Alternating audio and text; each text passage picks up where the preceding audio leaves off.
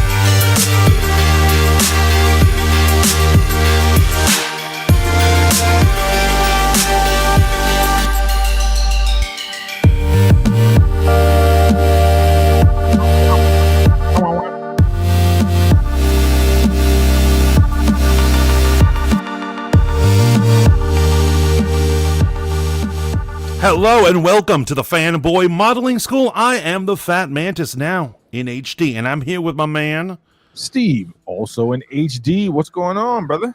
How are you living? We are the Fanboy Modeling School. We're hitting up everything pop culture news related, and it's getting hit hard. There's only like 3 stories, but they're a doozy.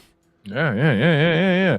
So I'm going to start this by saying, if you didn't tune in for my late episode over on Mic Check, where I basically shat on all of you Kendrick and Drake beef starters and purveyors of nonsense, I just want to start the conversation by saying this.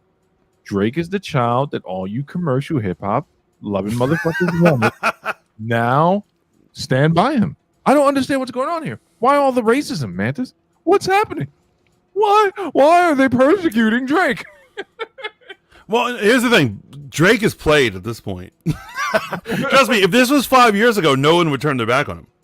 Bro, listen to me, and you listen to me well. I've been, before bringing up anything about his ethnicity or anything like that, have been saying my only issue is the quality of his music, right? Now every pseudo revolutionary dreadlock having dark skinned motherfucker is on the internet shitting on this man, and we're gonna get all this. Yeah, they wouldn't have bothered 5 years ago. That's what I'm saying. And so to speak to his skills, I always say that this is the perfect thing. On The Meltdown with Travis Scott, he has an entire verse where he rhymes a profanity with the same profanity for at the end of every line. Yeah. That's all he does. Yes. He got paid for that, by the way. Yeah. You know what? And we're going to talk about that track and the things he says on that track because there's other things. But before we get into the meat and the potatoes, do you have any honorable mentions? I don't.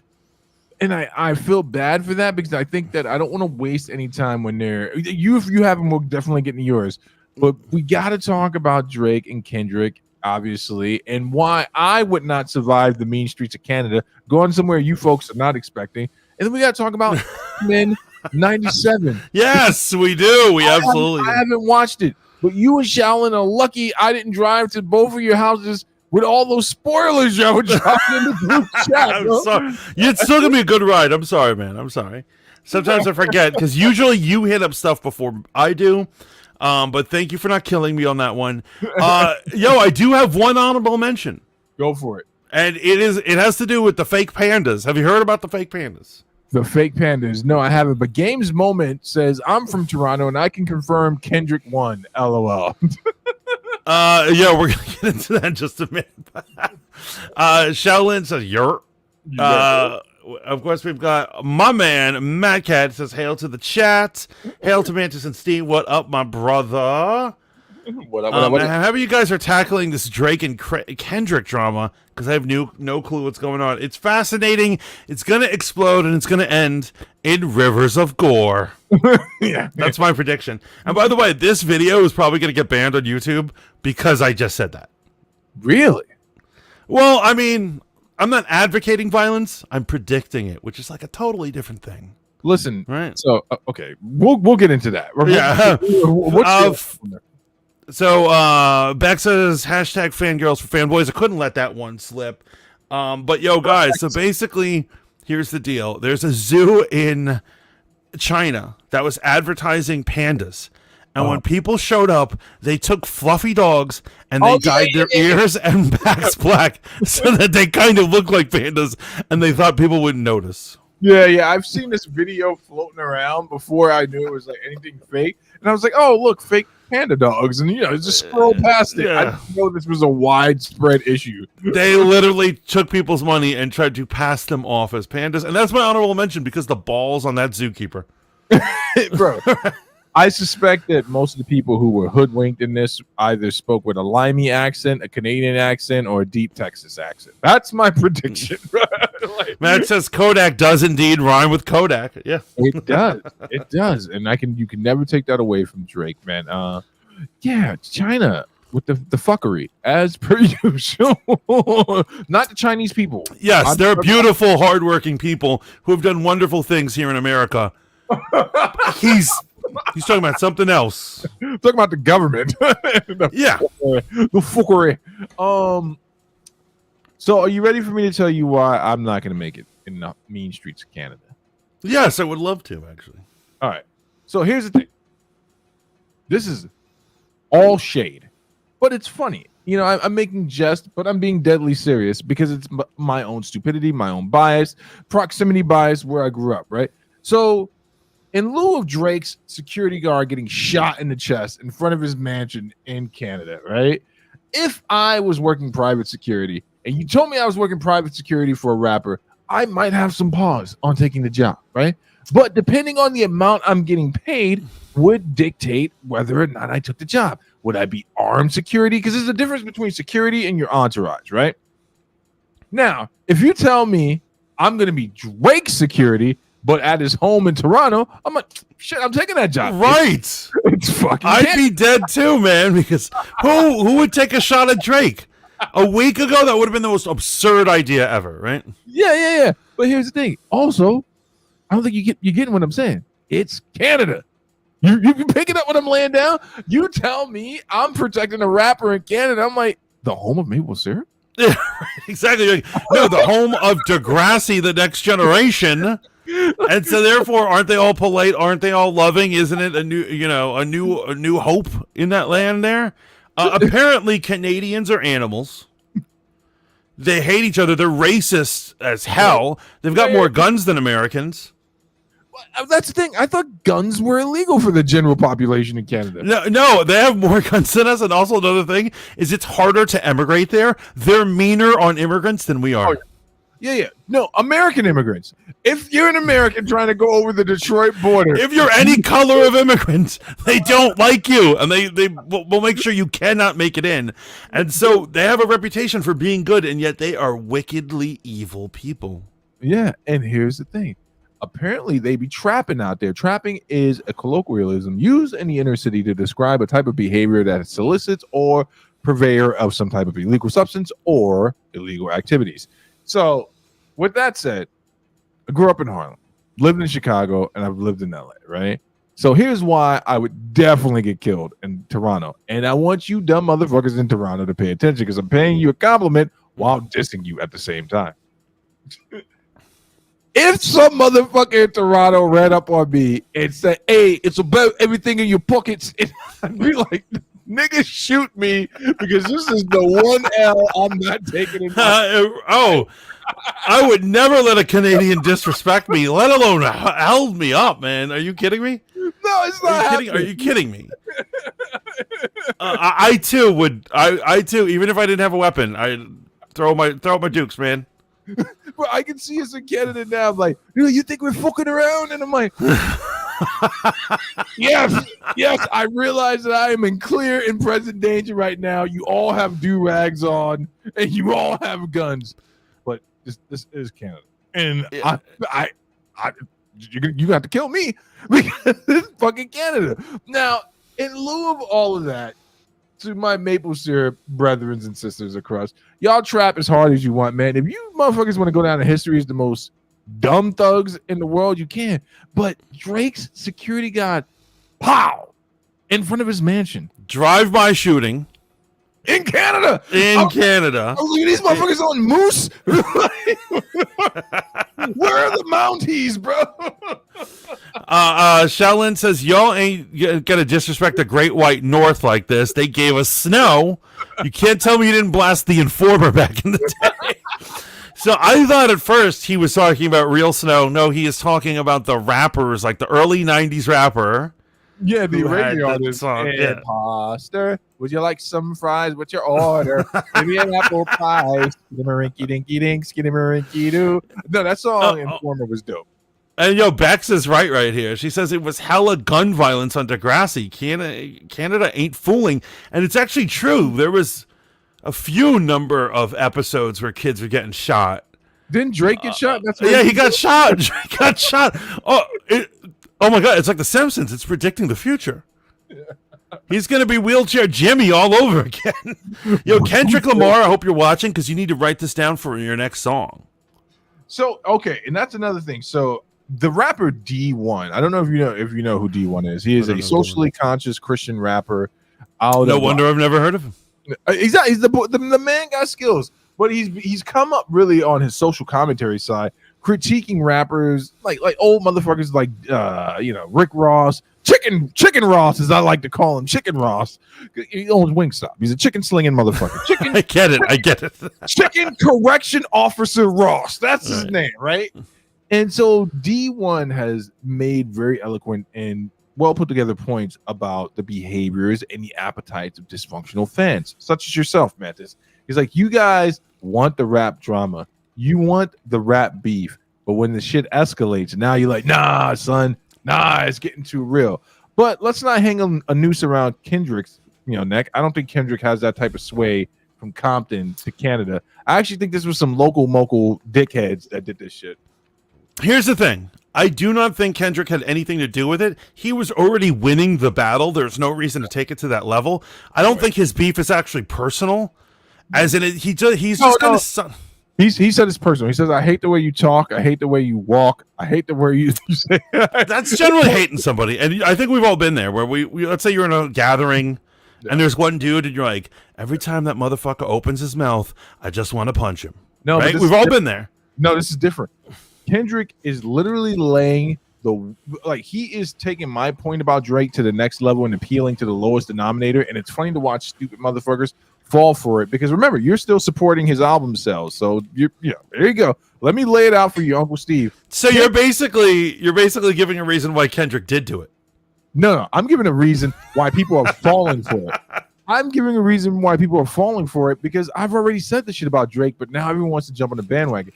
Kendrick is race baiting you motherfuckers into hating a light skin, and he's appealing to your sentiment about Drake not being a part of this quote unquote culture. The song "You Ain't Like Us." I did some commentary on this on Mic Check, and I was like, "You ain't like who? Who is he not like? Right. Who is he not like? Is he not like the walking niggas killing record number motherfuckers in LA?" Well, that's why I gotta support Drake. Us light skins stick together. Straight up. But basically, I don't think it was Kendrick who had anything to do with the shooting. I do think it was some unsavory idiots being like, I know where Drake lives. He's right down the street. Let's fuck with this dude. And they decided to shoot his crib up, man. You think it's a bunch of rich white Canadian kids? If it turns out to be some white, if it turns out to be some wiggers, man. Oh man. Oh my god. Wait, is this still a hate crime? If it is? Well, I don't know. It's Canada, so do they even have law in Canada? Well, I mean, the Prime Minister has multiple times accidentally put blackface on in the past. Yes. He's also accidentally taken away people's law and order. Yeah. Always by accident. He's just like, you no longer have freedom of speech this week.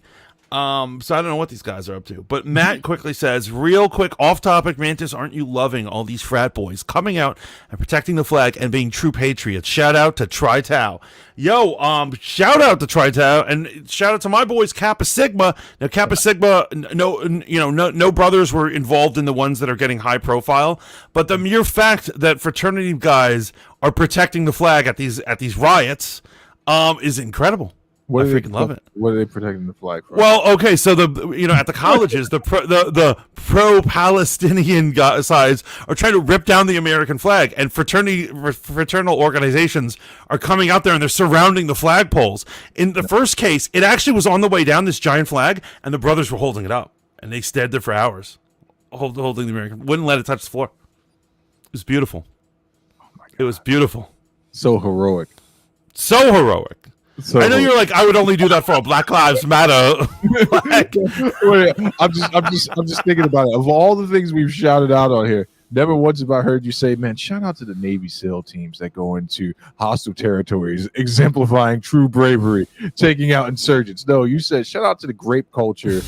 Frat brothers. I draw the line at that, son. Grape culture is, don't get me started on that. But you're right. I don't shout out Navy SEALs. I don't shout out commandos. I don't shout out, important guys. Like, for instance, the Israeli Defense Force. Shout out to you and all your hard work. Thank you for protecting Israel. Protecting Israel from what? Palestinians. I'm sorry. Hamas. I meant to say Hamas. Accidentally mispronounced it. Said Palestinians. And the frat boys are protecting the flag from what? From the hippies. From the hippies. From the hippies. When the flag is wrapped around their victim that's running out after being roofied, is that still them exemplifying the flag? So basically, dirty hippies have descended upon some of the major colleges within the last 2 weeks, right? And they want to disrespect America, the American flag. Right. And thank God for these fraternal organizations that are protecting it. So freedom fighters.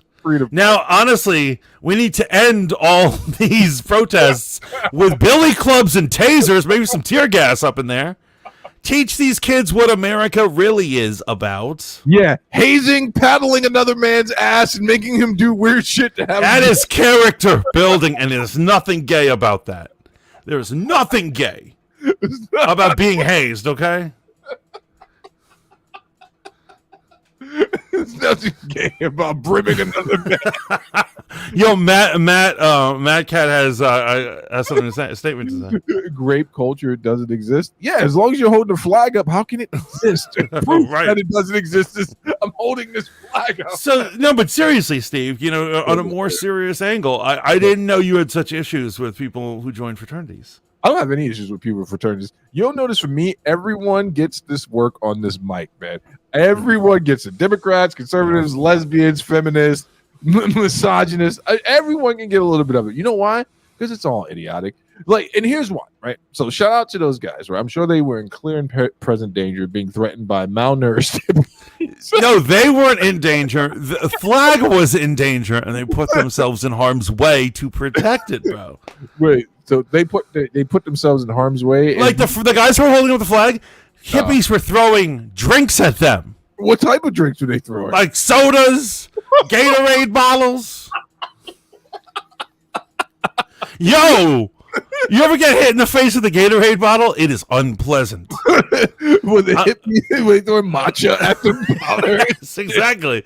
They might have been throwing aluminum cups. Who knows? Who knows what these? They got wild.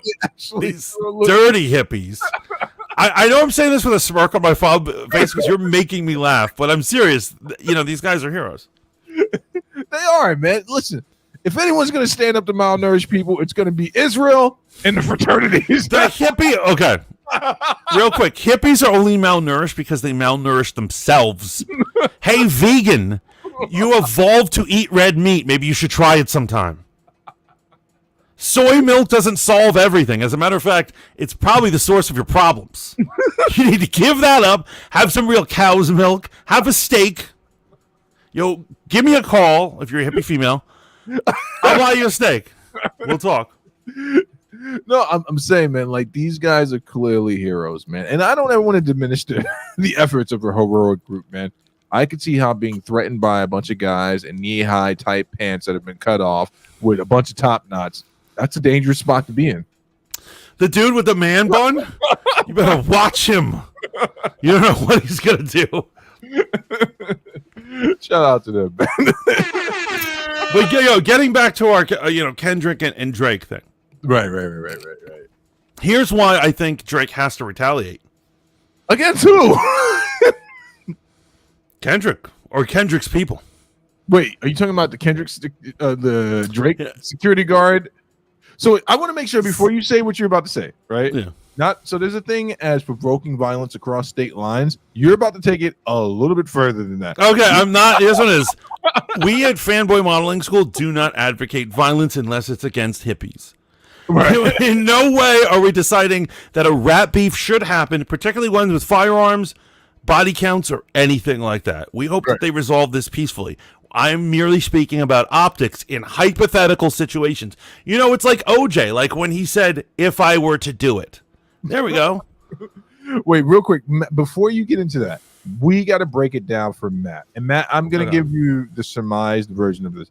How did the beef start between Kendrick and Drake? So the beef starts with a song that Drake did with a rapper by the name, by the rapper by the name of Lil Sean called Control. This was many a moon ago where Kendrick... Whoa! That was a while ago. That was very, very quite some time ago. And Kendrick on that track released some bars, letting the rappers in his immediate school at the time, which would have been A$AP Rocky, Schoolboy Q, who's a label mate of his, Drake, J. Cole, and other people, right? Putting them all on notice, saying that he is the dopest out of all of them. I got love for y'all, but I'm trying to make sure that your core fans don't F with any of y'all. That's where this all starts, right? Then Drake, after that happens, has to deal with every time he goes on an interview show being asked about Kendrick Lamar. This is the foundation of the beef. So then we continue the conversation, and I want you to know, Matt, make sure you listen to me here, because you can check this out on any Fanboy, Mic Check, or various different shows I've been on. Since Drake's inception, right? Since the first time I had to hear him say first name greatest, last name ever, Yeah. I'm warning against how garbage this dude is, and I have had to defend my point against his garbage. That was a great track. And you know what the response has always been? And this is why Kendrick and other rappers are as salty. It's like, the unit sold, and blah, blah, blah, blah, blah. I'm like, yeah, but that doesn't add to the quality of the music. So now we fast forward to Drake and J. Cole doing a song called Third Person Shooter, which some people believe in a conspiratorial way it was supposed to be Drake, Kendrick, and J. Cole. And Kendrick never appeared on the track. I actually don't know this. I didn't know Kendrick was supposed to be on that track. Yeah, this is all that part is speculation. Oh. So Kendrick and J. Cole do their track. J. Cole obviously murders Drake on his own track, but they are talking about being the greatest rappers. And Kendrick is referenced by J. Cole multiple times as, a part of the big three, giving them the abridged version.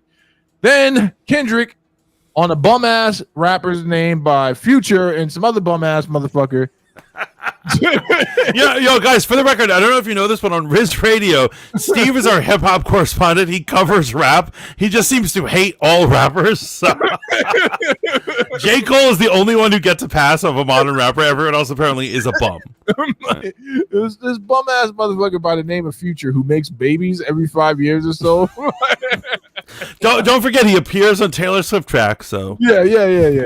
But he's great as a meme. Future's meme, like spectacular. Oh, she's for the streets. That shit is really culture building stuff, like fraternity brothers protecting flags from hippies. And so Steve's at it tonight. And then Kendrick responds to J. Cole and Drake's song Third Person Shooter, and he's like, there is no big three, there's only big me. All right, so that brings us to present day. And then, Matt, here's the thing you got to know: when something like this happens, there's not a shortage of bum motherfuckers trying to join in on what they know is going to be what they call in the streets a time to eat. Because everyone's right. I mean, this is just like YouTube, and Matt Cat is a skilled YouTuber. It's exactly like that. They want to jump on the algorithm. Exactly. As soon as some sort of beef is happening, they're like, I want to get relevant by chasing these fools' dreams. Exactly. Hitch a ride. Here's the part that's really going to blow your mind, guys.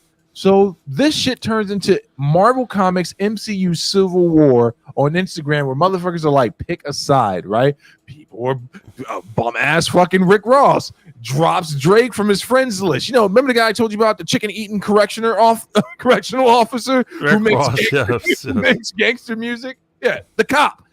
So he unfollows Drake. Right? And then a bunch of other motherfuckers unfollow Drake. And then out of nowhere, because J. Cole was actually on the ascent at this time. He's got an album coming out called The Fall Off. People are giving him a lot of play because they're like, yo, there's something different about the way he rhymes. In an unprecedented thing, J. Cole fucking responds to Kendrick with a song called 7 Minute Drill, which, in spite of what my good friend Cincy and all these other motherfuckers are saying, was a straight up body shot to Kendrick Lamar. And it was such a body shot that people actually started denying that it was good. And man, I just don't understand. I don't understand how J. Cole has not been dragged into this. So I'm gonna take you through that too, brother. I'm gonna take you through that too. So 7 Minute Drill comes out, right? Where J. Cole addresses things, and I want you to know this, Mantis. You can trust this. I'm always gonna be consistent.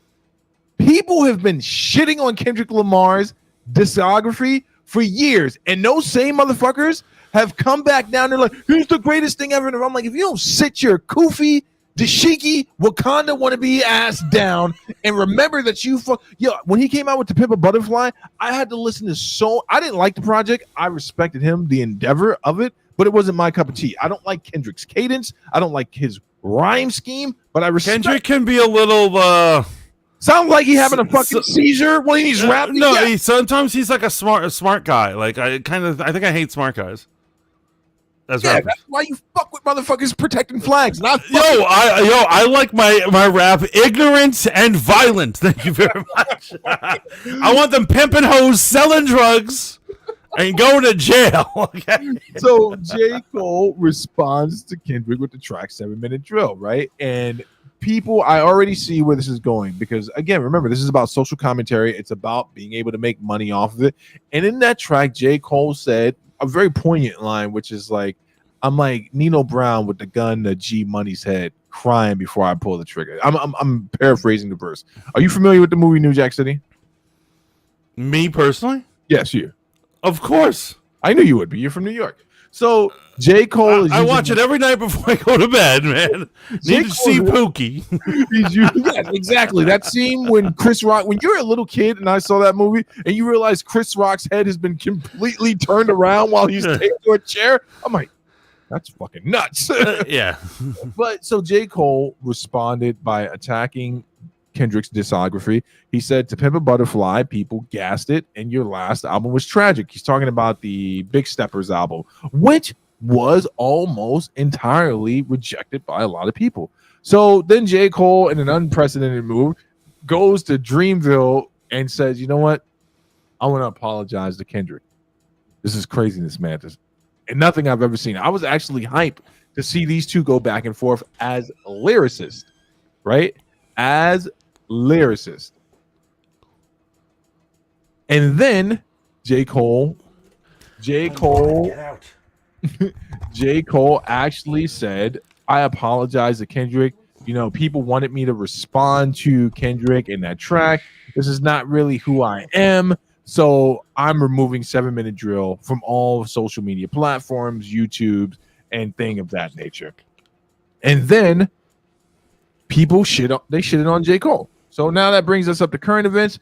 Apparently Drake said, fuck that. I don't need J. Cole to do this. And this is where I got to give Drake all his respect, man. He actually got in there and started swinging back at Kendrick. And now you're up to speed.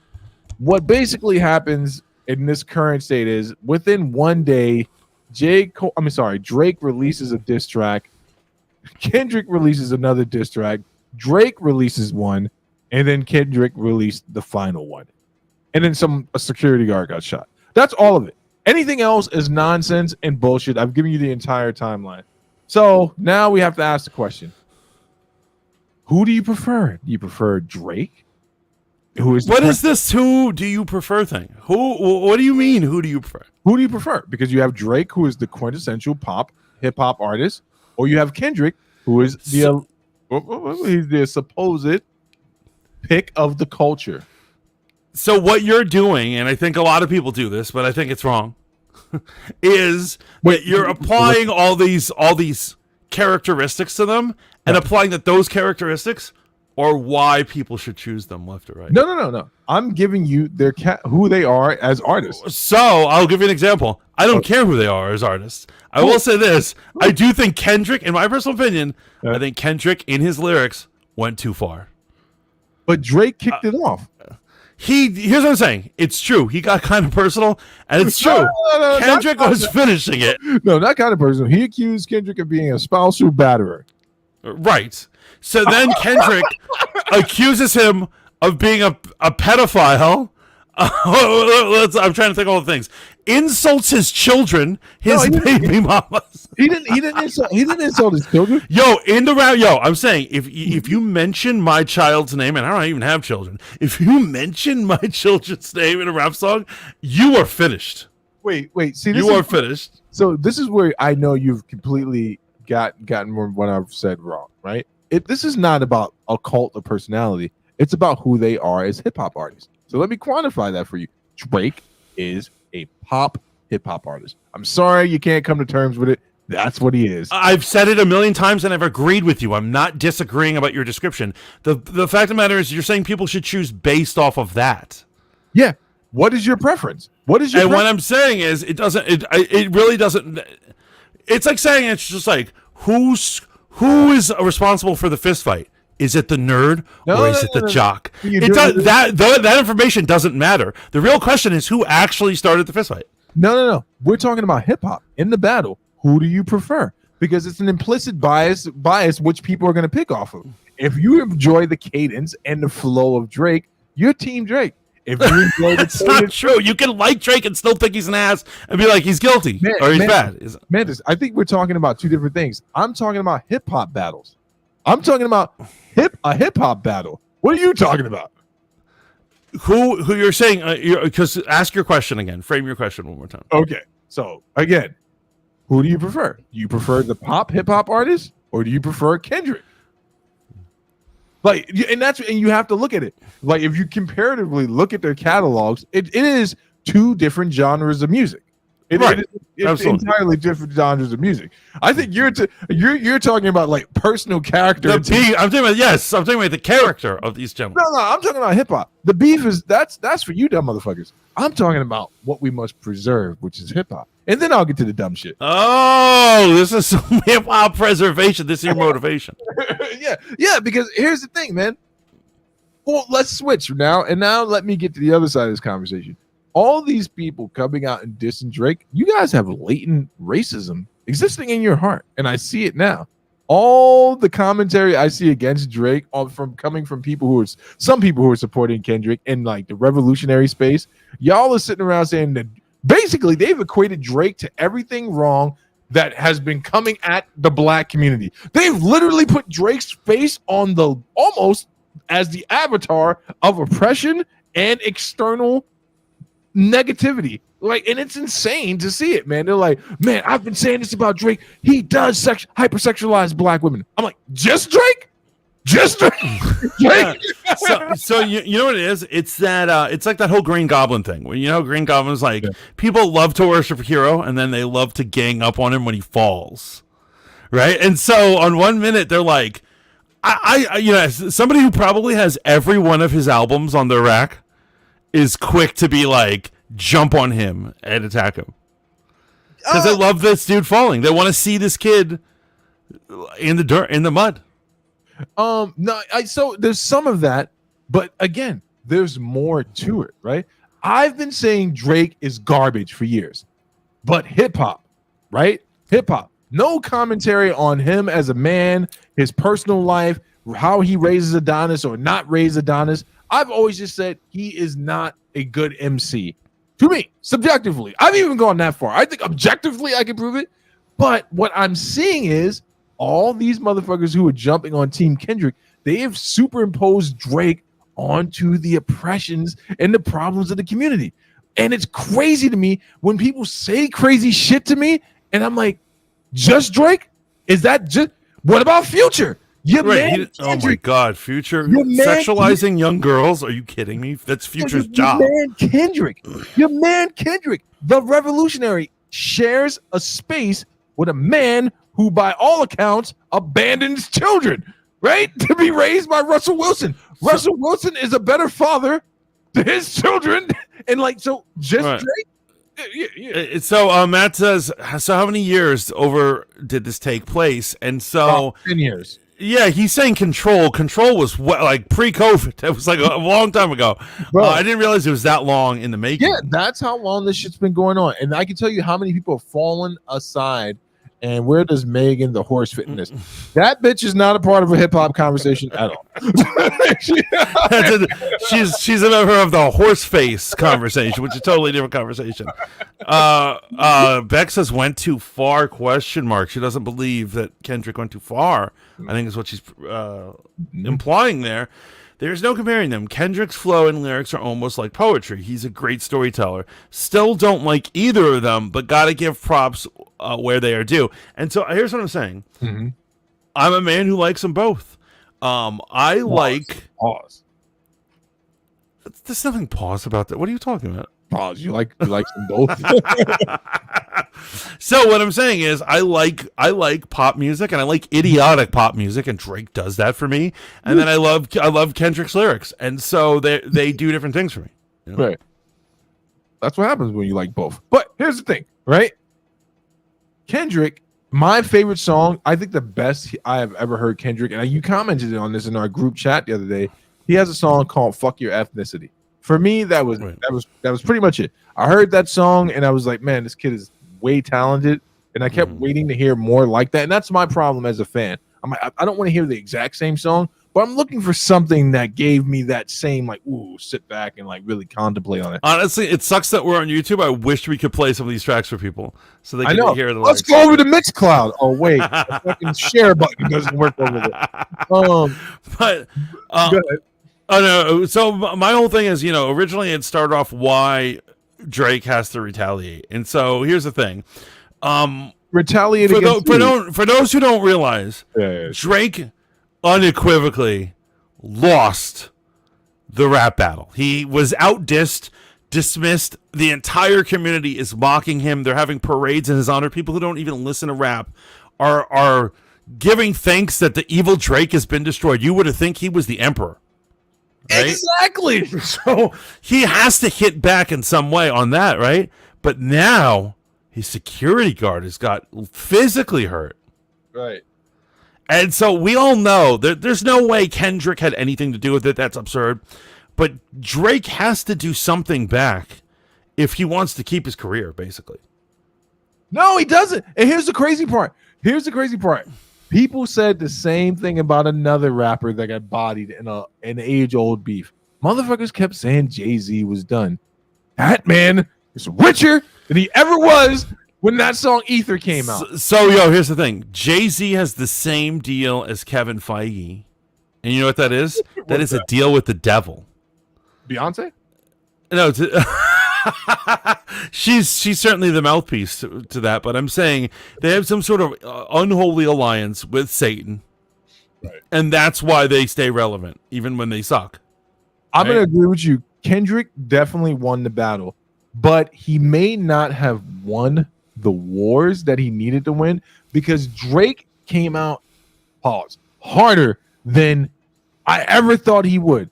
And I think he had a ghostwriter. My good friend, who I won't shout out right now because I didn't get his consent, says he doesn't believe he had a ghostwriter. But I was actually impressed with some of the bars Drake hit Kendrick with. And in fact, I was just like, wow, shout out to you. It's like when you're sparring and that fat kid who's been coming to the gym for years, who everyone picks at the end of the round to make themselves feel better, finally knocks down one of those guys. Right. Like, holy shit. You're like, yeah, right. This guy's gotten better.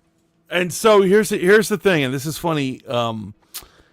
Even though Drake talks like a gangster in his super poppy albums where he's hanging out with white chicks and all this stuff, but we all know, let's get real. We made some jokes about Canada, but the truth is Drake is no gangster.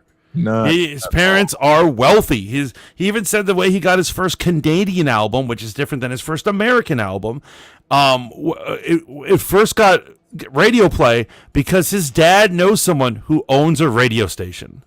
That's how connected he is. Remember, he was a child actor. There's no way this kid is from the hood. Yet, however, he has lyrics about smuggling weapons and having all these guns and yada, yada, yada. It's all such nonsense.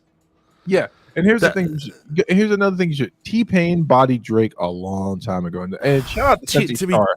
Not T-Pain. I'm sorry about my man from the Clips. Not T-Pain. His name will come to me. But Drake got bodied by him. He got bodied by Common. And I've been saying this over and over again. Pusha T bodied Drake. Oh, Pusha T. Okay. But yet, why, man? I'm trying to deal with something. I know you love the wax and the philosophical of race relations. Why is everyone taking the dark skinned guy's side? How did Drake become the epitome of the woes of the black community? And Bex, if you want to chime in on this, Bex, too, I would love to hear it. Like, do you really think that Drake is the only one that's ever hypersexualized a black woman in a hip hop video? Well, I mean, obviously, I don't. I mean, that's ridiculous. The idea is ridiculous. But like, I'm going to tell you, they don't like light skins. They absolutely don't like light skins. They certainly don't like light skins. Speaking about the black community or saying anything about the black community. Here's what it is: they like black skins because they're attractive or exotic looking, quote unquote. Don't cancel me. But at the end of the day, they have resentment toward it. It's the current trend is to hate on like the white man, right? And so it's gotten to the point where like that affects the light skin twice as hard. Right? And so and you know, as a matter of fact, as a light skin, I feel it. I feel people on Twitter be telling me to shut the fuck up. What do I know? I'm a light skin. Right? So, and now's their chance to lash out at the light skin. The light skin done fucked up. You know what? See what you did there? You done fucked up. You done fucked up. So are you alluding to, my friend, that this is something, an undertone or something that was pre-existing, and now, given the social climate, people can speak about it more freely? Yes. Absolutely. And so it's like that thing where, like, you know, there's a jock or a popular kid who's like a bully and he abuses everyone and nobody speaks up because he's so powerful. He's so cool. He's got all these friends. And finally one person stands up to him. And after that, everyone acknowledges, you know what? That kid is a dickhead. And they all start piling on. See, and so Bex, you have a pattern, but I respect it. Only the black men are coming for him. All the black women are still loving him. Bex is the official attorney at law and on retainer for black women. For black women everywhere, literally everywhere. Yeah. Her language will always, in some way, shape, or form, highlight that black women are somehow not involved. And even if there's one right there, Bex is like, well, how do we know she's black? Black women would definitely not cancel him. And so to answer Matt's question real quick, he says, why don't they like light skins? And why does it affect the light skins more? Is there a tax there? I don't know what you mean by tax, but I'll tell you. So Drake is half Jewish and wealthy before he was even a child actor. His family is wealthy. So let's deal with that claim right there. So I've watched a documentary on Drake. His dad is not wealthy. He is damn near a heroin jazz musician. His mom faked jacks. Did you know this, my brother? She moved him to a zip code that she couldn't afford to live in so he can go to that school. Oh, look at that. This is Drake? This is Drake. So okay, it makes sense that his heroin jazz musician dad knows a guy who owns a radio station.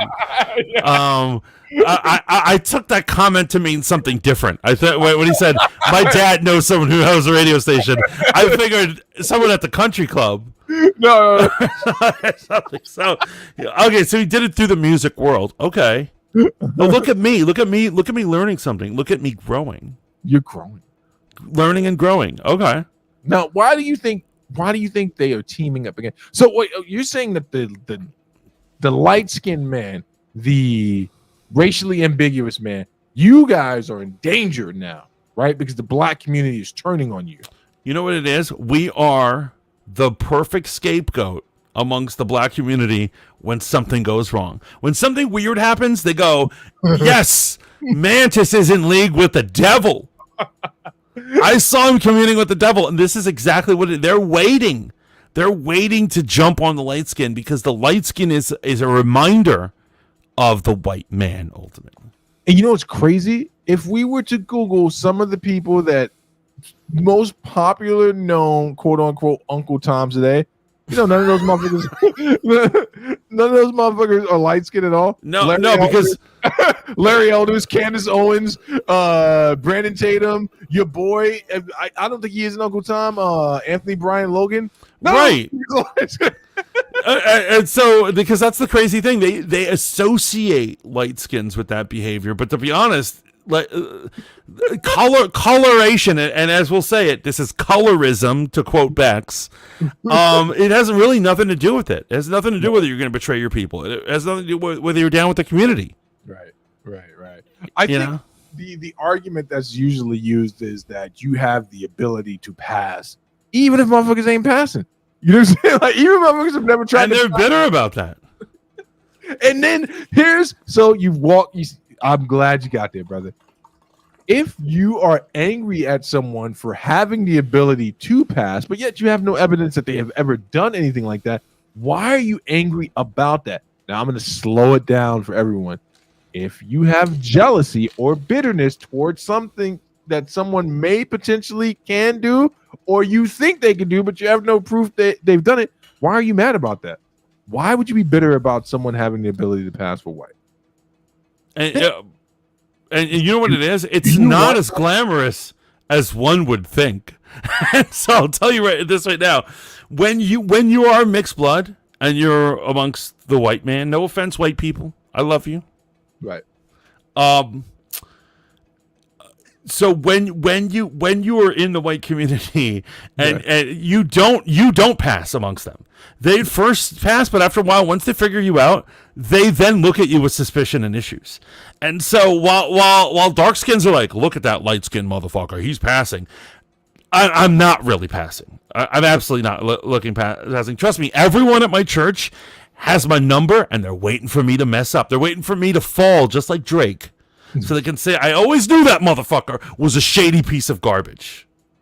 Yo, here's okay. I just want to tell you something, man. I'm not saying this to hurt your feelings at all, right? Mm-hmm. I have never, in the years I've known you, thought you were a white man, and I would really, really be socially embarrassed if you ever tried to. Bro, that's the thing. See, that's the thing. I honestly think that in the black community, they look at me and they're like, this motherfucker's getting away with being white. And I assure you, I am not. I'm not getting away with anything. Yo, I'm telling you, if one motherfucker I know does not have white privilege, it's this motherfucker. Yes. That is amazing. Captain Birdseye. Is that bird loving fool? Drake and Kendrick, damn, you guys have changed. Hello, Captain Birdseye. Number 4. What's up with that? We don't know if you are a bird loving fool, but I assume you're a fan from before. We've always talked about popular stuff. And so this is what's popular. And this is a topic everyone should talk about right now. Because honestly, I'm predicting, and once again, I am not advocating. I am not saying that this is something that should happen. But I think not only Drake strategically to stay relevant needs to retaliate. I think it's likely. Bex says, nah, don't quote me. That's you saying it. Colorism. Bex, you use that. Yeah, you say colorism. I didn't even know what colorism was until I went to one of your streams. Yeah. Oh, don't say something. See, I tried to defend you. Now all the dreadlock hate motherfuckers. See, I told you this motherfucker's passing. He didn't know what colorism is. You think Kanye's an Uncle Tom? Yes. Kanye has said the things that you would critique other people for calling.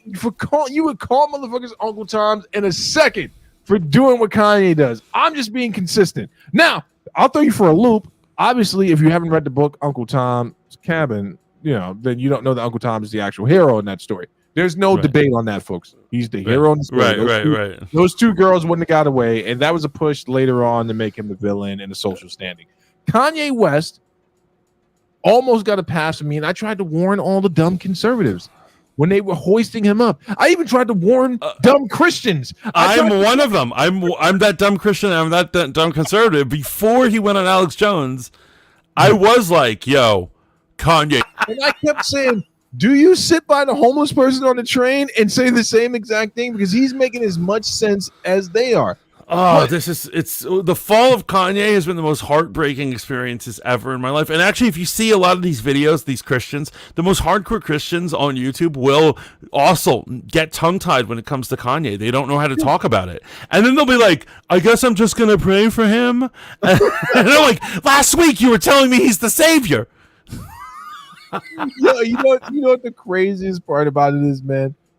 The craziest part is my official stance on Kanye was he is a deeply troubled, emotional person that should not have a microphone like thrusted in front of him so he can air out every thought. Now, let me head it off at the pass in regards to Kanye, right? Do I agree with some of the things he's saying about socially not wanting his kids on TikTok doing dances and stuff like that and not wanting Kim Kardashian to benefit off his children being on TikTok? Yes. But then he also put his daughter in one of his own videos, right? So, but she was rhyming in the video, so I guess there is a difference. So that stuff I'm okay with. Do I understand why he was up on stage crying about not wanting to have a child aborted? Yeah, I get that. He's having a real emotional moment. But also, does that mean I need this crazy motherfucker sitting in front of the president asking odd questions? No. We got to be able to call crazy people crazy. Rico said, I'm a Muslim. Second of all, he is trouble, but he did tell everybody the truth. Okay, here we go.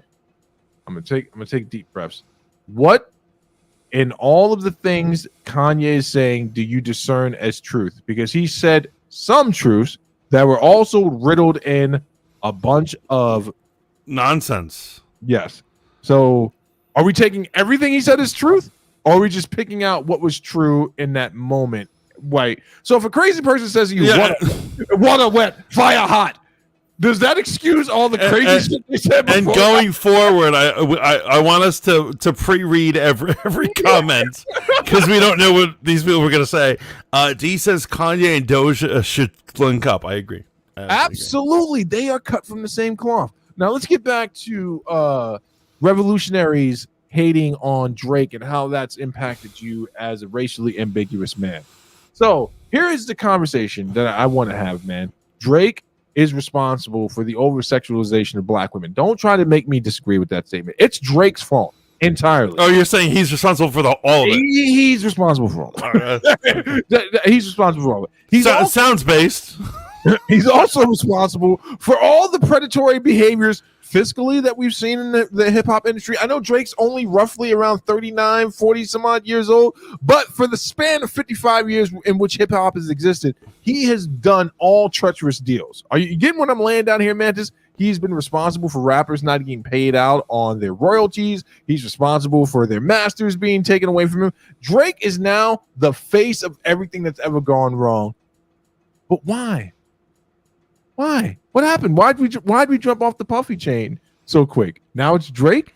Or is there a better chance that this is just more of the piranhas wanting chum in the water? Like I said, it is the Green Goblin effect. I'm saying that it's not that their desire to watch him fall is valid, but right. This is what people do. They hold people up like Kanye. They hold them up and they're like, yeah, and then at one moment they're like, let's let him go, and they all let go of the fool, and he falls to the ground, and they start stomping on him while he's on his ground. Okay, I'll deal with that. This is the masses. This is like some Roman-esque mob having fun picking at Drake's bones. Now, D is saying that he shouldn't retaliate. He should accept that he's lost, right? Oh, yeah, he should over in the chat. However, here's the thing. Would you accept a loss? Would I accept a loss? I wouldn't accept a loss. Are you kidding me? I would never get up on stage and apologize after I bodied a rapper. But I respect J. Cole for it. And he's taking straight shots. Drake, on the other hand, he's not going to take this L. In fact, he's not. I'm saying you wouldn't take the L. I wouldn't take the L. I'm saying he just had one bad weekend. That's how he looks at it. Yeah. And he's going to do crazier things. And I think violence might be one of them. Again, I hope I'm not standing there because if Drake shows up with the blick and I'm in the room, I'm like, he ain't gonna do shit. Like, he might off everyone in there. But well, before I thought he was a rich kid. Apparently, he's the childhood junkie, so he'll do anything. Really, I got schooled on that. So.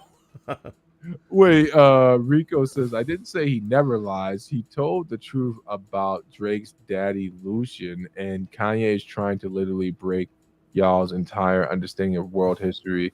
Of course it sounds crazy. You just don't understand. Oh, shit. This is right where I need to be right now. This is right. Let me get this straight, man. Okay, here it is, right? So in the honor of secret knowledge, and I'm not taking shots at anyone's religion, have you ever noticed that there's always secret knowledge that one purveyor is always going to bring to us? And anyone in any secret group where there is secret knowledge comparatively to whatever their basic text is, they always say, he's breaking down world history. So since you made the claim, now it's not on me or this community to prove you wrong, right? Now you have to prove your own point. I didn't say he never lies. I never said he lied. I said he's a crazy person that says some truthful things amidst crazy things. He told the truth about Drake's daddy, okay, and Kanye is trying to literally break y'all's entire understanding of world history. So he's trying to break our understanding of world history in what capacity? Let me see what your claim is first. Because if this starts with black people were the original occupants of North America, you're about to get kicked. D says that's exactly what the devil does. Gives you everything, but out of nowhere will take it all when you least expect it. Absolutely. And remember, as soon as Kanye had a bad day, he had a bad week, instead of saying, praise Jesus, he's saying, praise me. He literally said, I am God. Yeah. In an interview, when a couple months before that he was all about Jesus, right? And then he had and this is what I really can't stand about Kanye West. This is the most disgusting thing ever. He had the fucking audacity to claim that he's like, Jesus wasn't there for me when I was praying for him. Right. Okay, so this motherfucker's worth close to $1 billion.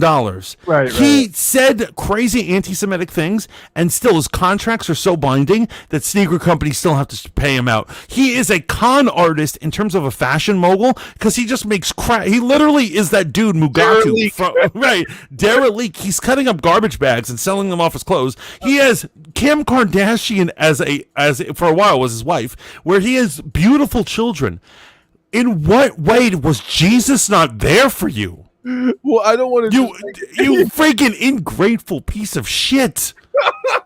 There are people who don't have a fraction of what you have. How was Jesus not come for you? Rico said he's coming to a rational realization Jesus isn't there for anyone. He lived 2,000 years ago. Well, that's an interesting stance for a Muslim to take. But okay. Here's my issue with Kanye, and then we'll switch back to the Drake and Kendrick situation. And Beck said something really interesting about the Hoteps. And when Beck says Hoteps, she means like the you crazy motherfuckers. That Kendrick's the king for right now. And here's the thing about it, man.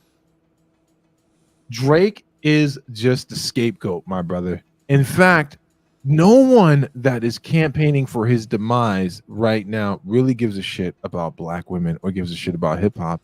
Because if you did, right, if you did care about the hypermasculinity and the objectification of black women in hip hop, you'd stop listening to it. Period, point blank. That's what it means to have a moral stance, right? If you cared about any of that shit, you'd stop listening to it. You would absolutely stop supporting the machine. But have you noticed? Go ahead, my brother. Have you noticed that I don't stand by any of these things, and therefore never have to, I never have to stop watching the NFL. I never have to stop listening to hip hop. I never have to, because I never take a moral stance against any of this stuff, because I'm not a dirty hippie. and as soon as you take a stance against something, as soon as somebody's just like, yo, the NFL was racist, then you got to stop watching. The moment someone's like, yo, Hollywood is racist, bro. Well, no more Marvel movies for you, dumbass. Way to speak up. And so I honestly think the wiser way so you can enjoy the world is to simply not have a stance. You flaccid penis.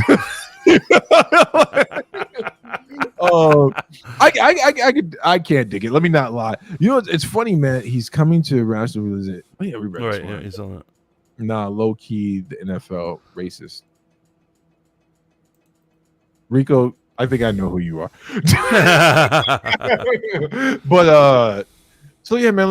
Right now, I'm just looking at the back and forth. On paper, Kendrick definitely won the exchange. Drake came out better than I thought he would, but the chips were stacked against him already. And remember, I'm not a Drake supporter. This is for you motherfuckers who were pretending like you're not Drake supporters, but if I pull up your post, I know y'all love him. I doubt I have ever said anything positive necessarily about Drake. I don't think I've ever tweeted about him. So here's the deal, right? He had everything stacked against him from the beginning, man. You had chicken eating correctional officer rappers coming out. You got Future, baby daddy deserting motherfuckers, Metro Boomin making Ozempic songs about you. The entire black black hip hop community turned on Drake quick, fast, in a hurry. And you know what this is really about, my good brother? It's about dollars. But you know who actually won from this? Kendrick's songs are top 5, I believe 3 of them or 2 of them, but Drake's is also on the top. And we forgot, just like with the beef with Nas and Jay-Z, this is the music business. They're both making money. They're both making money. There it is. There it is. Thank you, brother. So it's interesting because I assumed all the disrespect, the emasculation of everything, that his female fans would turn on him, but Bex is saying that they won't turn on him. Listen, even if the whole types really did care, Drake ain't going nowhere because, like I said, black women love him. He's been making motherfuckers dance for years. Yeah, I mean, I get what you're saying, Bex, and I see the point she's trying to make. Motherfuckers can't turn on Drake, but let's stop pretending like he's the most evil motherfucker on earth, right? Pretty soon, Drake is going to be, mark my words, brother, Drake is going to be in the same conversation as Trump. And that's where it's heading, as according to hip hop, right? That's where it's heading. I told you my idea for a news network. What is it? It's basically everyone who's got canceled and fired, or thing, all in one thing. Like we could have Kanye West and all these reporters, and we could have like everyone and Drake and everyone who's just been lost their careers because of politically correctness in one station, bringing people entertainment, and people who still love them can show up. You realize you just described cancel culture anchorman, right? It's like it's cancel culture anchorman. Yeah, that would be I'd tune into that. And you got to have Weinstein. You got to have Weinstein as like the fucking head exec.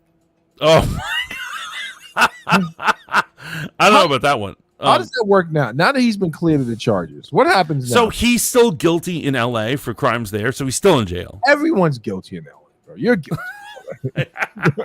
Like they said, you could indict a ham sandwich. It's nobody's business. Let's move along. Bex called Drake a diddler. Okay, real quick, let's check this out. Optimistic James says it's like some of these people never heard of country music. Country men and women talk about each other darn near every song. That's why people think they are crying all the time. I didn't know that. I didn't know country music was like that. Country music is riddled with violence, threats of grape, and all types of shit. D says, I just hate that this is happening in the midst of the Puffy situation. I swear it's a distraction. See, now D's paying attention. Yeah, you think he's that powerful he could create a distraction like that? Did you know Puffy punched Drake in the face on stage? I didn't. That's how powerful Puffy is. Oh, my God. Yeah. Drake stole hundreds of songs from all the local artists he never paid, gave credit at most. A tag, shameful. That's not my fucking problem. I'm not from fucking Toronto. You niggas need to pay attention to your contracts. I mean, a lot of these guys are stealing from. Wait. I can understand getting gamed by some real gangster motherfuckers or some real right sharp motherfuckers. Yeah, Suge Knight putting a gun in your face and saying sign. Right? The nigga that grew up in the wheelchair. A fake wheelchair for a fake rapper. No. I meant everything I'm saying, but whatever. Jesus, nobody forgot about the diddler. Trust me. Oh my God, the diddler. The diddler. Although, we did. Our boy sent us that clip of Drake essentially molesting a girl on stage. Right. He called her up and he was talking about how firm her titties are. It turns out, and then he's like, "Wait a minute, how old are you?" And she's like, 17. No. So there's literally video evidence of him being Yeah, but it's crazy. Shorty came out and released a video. She's in her 30s now. She was like, it wasn't nothing then and it ain't nothing now. Right. Oh wait, Rico, what's the age of consent in Canada? Where did that video take place? What's the age of consent in Canada? Toronto. Rico, help us out. Beck says he's definitely not the most evil, which is why all the hate is interesting. That's his Mantis. I would watch that. Yeah, I honestly think that would be good. I need to seek out all these guys who have lost their jobs and women too for politically incorrect bullshit. You cannot bring cancel culture women on. They are truly dangerous. The women who've been canceled and like a social life. That bitch that shot her dog and the fucking you can't fucking have them on. They are truly dangerous. But don't you want to see what she has to say?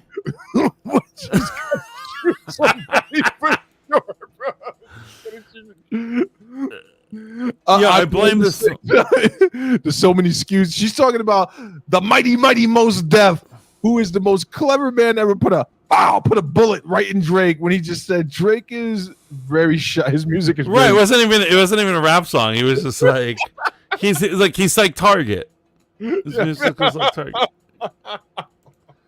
No. That's good. It was America. Oh, it was in America where that video. Oh, it took was in place. America. Okay. Oh, yeesh. When Canada is dependent on province, just like states. Okay, yeah. Ontario is pretty sure 16.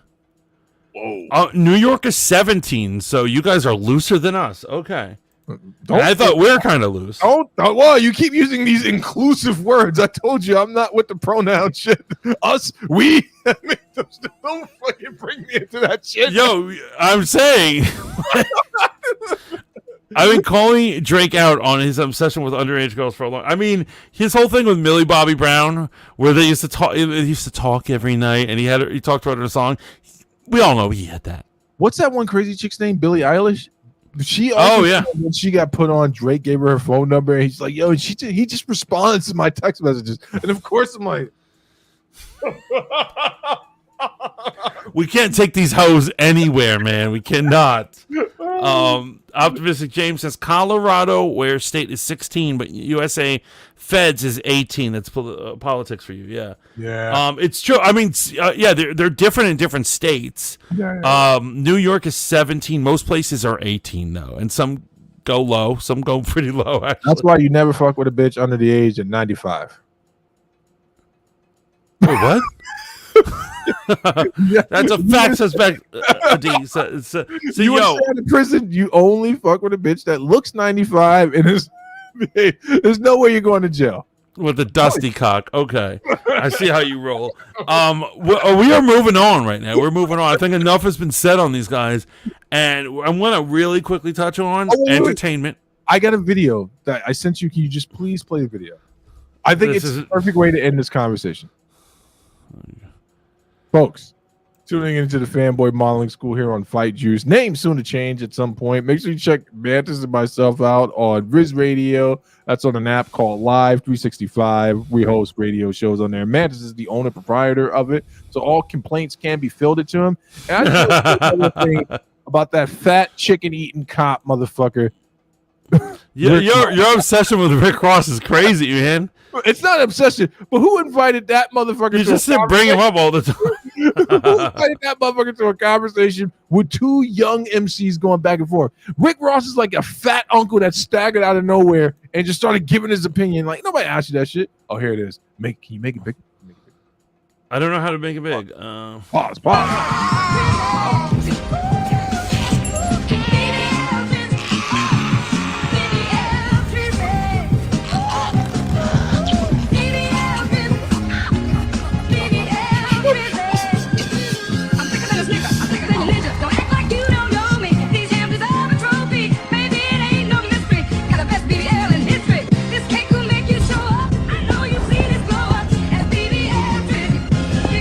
I did not just see that.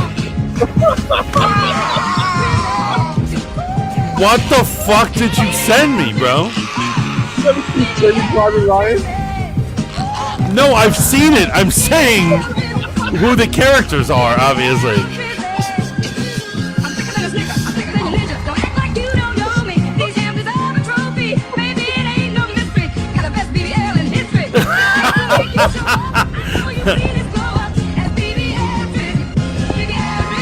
Yo, you're sick. Oh my god. Why, baby Jesus? Why?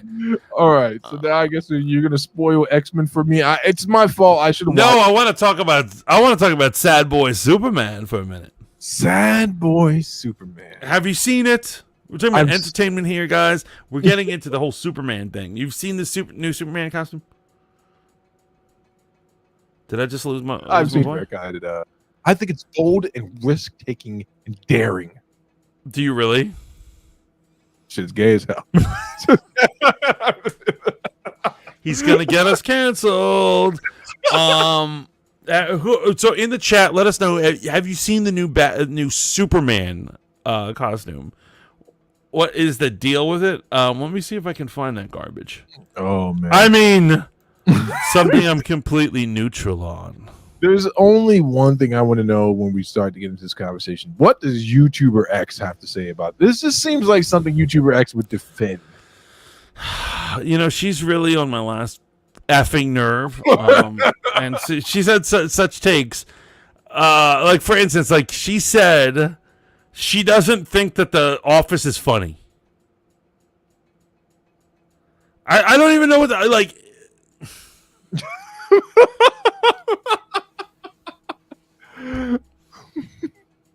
No, Rico, it's not Cavill anymore. Are you about to set Mantis off right now?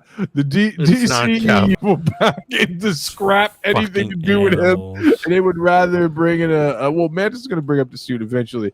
But I just want to say it's not as bad as, say, the Lois and Clark one, or what's that shit on the CW now? No, it's better than, I would say that the CW has a better costume.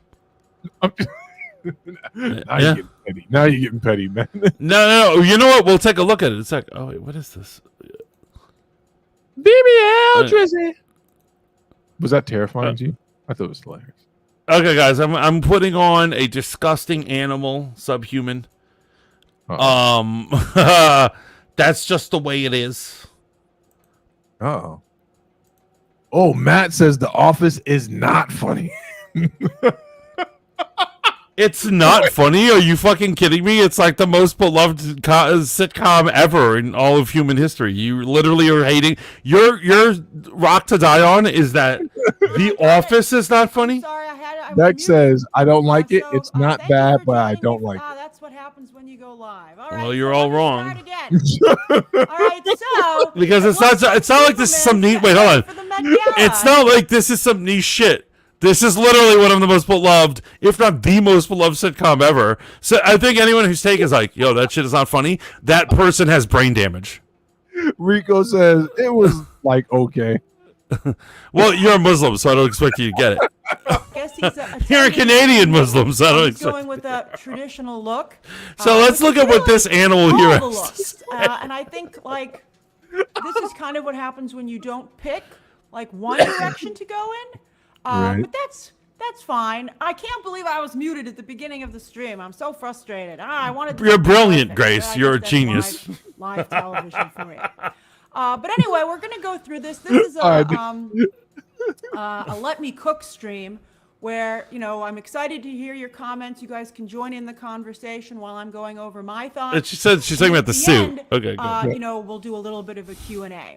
Also, by the way, I want to say I'm going to first do some memberships. It's the first stream of the week, and that will allow 5 more people to join in on the conversation. All right, so here we go. And thank you all for your generosity as well. All righty, so there we go. All right, so I know that some people will expect me to not this chick is nuts, man. This chick is so. Am I right? This chick is nuts. Yes, I assume she's talking about the suit right now. Right?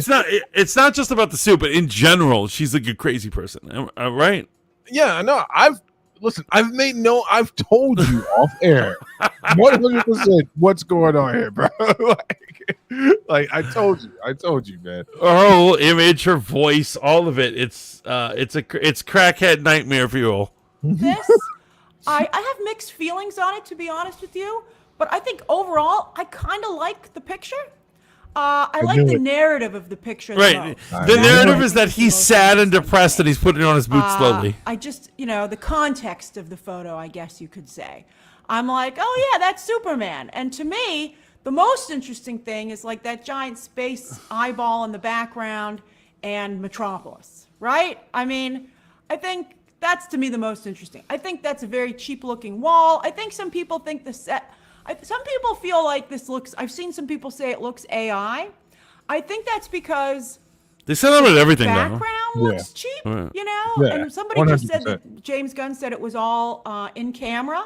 So it's like, what is that, like an LED screen back there? Or like, oh no, the volume. What are they filming this in the volume, right? And so, but what would be the point of that? Like, why would you need to do that?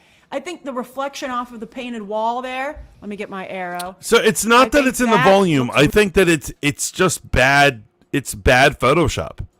Yeah, it looks like an unfinished product is what I'm looking at right now. The background doesn't look like it's finished. The nothing actually looks like it's finished. Not even the costume. But I agree. I would agree. I don't see a great story being told or a bad one being told based off of this. What I do see is a costume with shoulder pads, which I do not like. And it's not that I necessarily need to see Superman in skin tight shit, because this would line up kind of with his Injustice outfit as well. But if this is going to be a situation where you just didn't want a physically fit dude to be Superman, then just let's stop putting these motherfuckers in padded shit. And well, my issue is, yes, the padding is one issue I have. The other one is that he looks sad. Right. I mean, what is this? I'm sorry, Henry Cavill looked amazing in this costume. Interesting. Regardless of what you felt about the movies, the plots, whatever, he looked great. Optimistic James said, "Looks like dang, I helped Lois Lane. Now I gotta go. Got a dang job." Somebody said it was like he was called back into work. Yeah, like he had just gotten home and they were like his job called and they needed him back. It's just quality control type of shit. There's certain things where I think you have to have people check the Watchmen, right? And it's like, as this is being released to the general population, considering the brand of DC films, I would not have let this picture go out, right? Yes. If I had any way of stopping it, I'm like, nah. Now again, James Gunn is the type of motherfucker to attack someone on Twitter. But James Gunn, I am the type of motherfucker to whoop your ass in public. I'm not crazy. Like, I will beat the fucking glass. Although we don't advocate violence here on the Fanboy Modelings Club, I've said 5 times already. But James Gunn, you say something about me publicly, thank you, and then I'm gonna whoop your ass, and it could be years later after that. But I just don't think I wouldn't have released this. I would not have released this, to be honest with you. I would have released a more finished product. So Matt says, am I allowed to mention rumors even though they're potential spoilers? I would say, yeah. Go crazy. Yeah. We would love to hear them, Matt. Beck says, that's what it is. It's a little too exaggerated for me. Yeah. And who gives a fuck about Superman putting on his boots? This is that moody storytelling shit. I don't give a fuck. I do not want to see sad boy Superman. I am not interested in that. The fans are rejecting it. I'm rejecting it. And so who really wants to see that? I want to see the Man of Steel kick people's asses is what I want. Hey, let's Weird, like, why is there no art in this room, right? I mean, I appreciate a good picture window as much as the next person, right? Hey there. But I think that reflection just looks odd. And I think there are a couple of things that are off about it. Like, for instance, so a couple of things that are weird is that, for instance, his eyebrows. He has no eyebrows. What the Okay, so that's kind of odd. You're like, why doesn't he have it? And that's the thing about this chick. She says the damnedest things. Like, I bet you she is literally the only human who so far has ever commented on this motherfucker's eyebrows. Who is paying attention to eyebrows? She is. I mean, am I right? That's nuts. Like, she's like, Matt says, can you believe this woman is not married? Oh man, Matt, it's hard for me to grasp as well. Pause. Like, it really does. It's a difficult thing, man. Like, I can't believe that a catch with this much conversational prowess doesn't have someone to lay up with. The rumor is that the Ultraman is the villain, and I think that this is Ultraman playing Superman. What? So for those who don't know, Ultraman is from the crime syndicate of America, the alternate dimension of of the DC universe, and all the members of the Justice League are evildoers. So it's like Owlman instead of Batman. It's Superwoman instead of Wonder Woman, and it's Ultraman instead of Superman. That is that's a I did not hear that rumor. That actually makes it sound like it might be a fun movie. Although I gotta say, MCU is really killing me on this multiverse stuff. I really want them to cut out the I'm like so done with multiverse. Like, after Deadpool, I think I'm gonna be done. That's what you say all the time. You'll be back, motherfucker. I will not be back for the last time, bro. I will not be back. You'll be back. As long as they release a good product, you'll come back. Shit makes more sense for Spider-Man. The sad scenes for Miles Morales hit crazy even, but he has a kid in those. Superman should be the Man of Steel, in my opinion. Yeah, I don't. I agree. I don't disagree with what you're saying, man. I agree that Superman is where you go to watch some amazing shit. Like, for instance, Rico, anyone else here, when you watch Dragon Ball, right? How many times do you see Goku actually sad? But how many times do you see that motherfucker excited as hell to fight some dude that could clearly incinerate the entire planet, right? That's why we show up. We show up for the hero, the triumphant, brave hero, to see that shit. But there was an element of sad boy Superman in the previous iteration of Superman, Man of Steel. In fact, if we go watch that right now, Man of Steel is very sad. There's a lot of moody scenes in there. That shit when he's looking at Kevin Costner right before he gets swept away and decides not to save his father, who he was quick enough for no one to see. Yeah. Sad boy shit. And as a matter of fact, in this particular scene, why isn't this guy putting on his shoes super quick? Yeah. It doesn't have to be a drag if you can do it super quick, right? And how do you pause people's faces on this? Like, do you plan this shit out? Like, do you have a timestamp? I could. Oh my god! Wait, hold. How many eyebrows? Because Superman, of course, has very, very prominent eyebrows all I'm gonna get this the bitch. time, particularly in the comics. Damn it. Okay. So I'm trying too hard. When I let it happen naturally, I get the most unpleasant images of people. Wait, she's mad at his eyebrows, but her hair still looks fried as fuck. It doesn't. Here's what I'm saying. She looks like a bag lady who rolled out of bed, and then on her thing, she has the audacity to criticize other people's hairstyles and their fashion choices. And here's the thing about the eyebrow things. I can clearly see his eyebrows from here.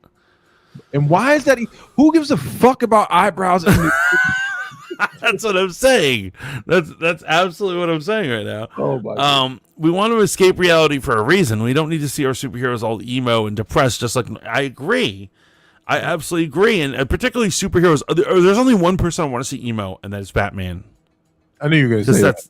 Well, that's his brand. You know what's great, man? Did you see that fucking shit I sent you and Shaolin in the group chat of the guy pretending to be Batman at the gym? But it really does surmise Batman's response. I'm like, oh yeah, this motherfucker does beat people within an inch of their life. He doesn't kill them, but he will fucking paralyze them. Right. He's like, I'm not a criminal because I don't take life, but I will make you a fucking handicapped person.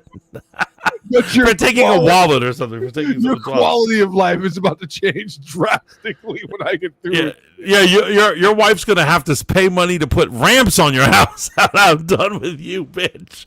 And it's always from petty crimes. Like somebody's just like, I just stole a wallet to feed my children. Lex Luthor threatens to blow up all of Gotham, doesn't land one fucking punch on. He doesn't get hit at all. Some poor guy's like stealing soda cans to recycle. It's like breaking limbs. No, I do.